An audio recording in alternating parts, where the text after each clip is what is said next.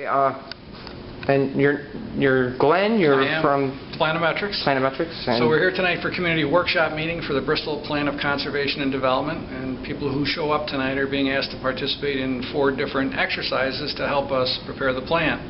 So the first exercise is people are asked to come in and place a blue dot on a map for where they live in Bristol, and that's really so that we can make sure that we get good geographic representation in the community and we're not getting over information from a particular neighborhood. So just help us understand that we're getting good information from the city as a whole. That's great. The next map, we're asking people to go and put green dots on things in Bristol that they're proud of and to write on a card what those are so that we can learn for the types of things that people find really important in their community and the things they might want to try to encourage in the future.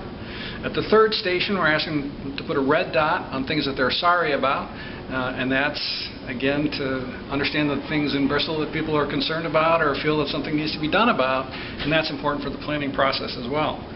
And then at the fourth table, the fourth exercise, in their envelopes, people have 50 planning points, and there's a 20, 2 10s, and 2 5s.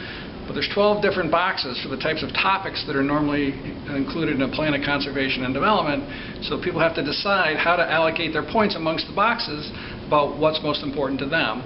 And then tonight at the meeting, we're going to tabulate all the points in the different boxes and start talking about the things that are most important to people. So those are the exercises, and that's what we hope to do. So basically the end goal, the aim is to find out basically where we're going to focus the planning around, per se? Yeah, or we're going to cover the 12 topics of the plan, but clearly the one that residents identified as most important to them is the one that's going to get the most attention as part of the plan. So people are going to have to choose between the good and the bad on where they're going to basically spend their money.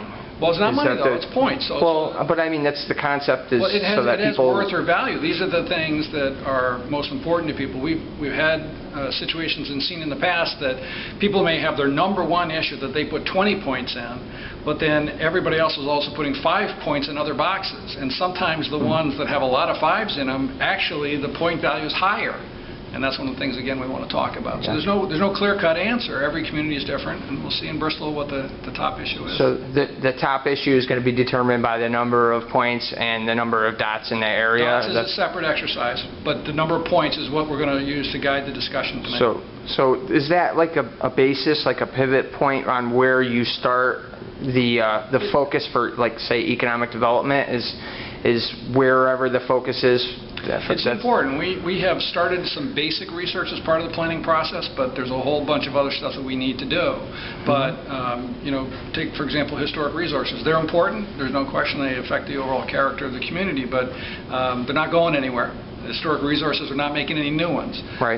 So that may not be an issue that people are very concerned about. So, again, we'll use it to guide the discussion tonight and see what happens. Okay, great. Thank you very much for your time. Thank you.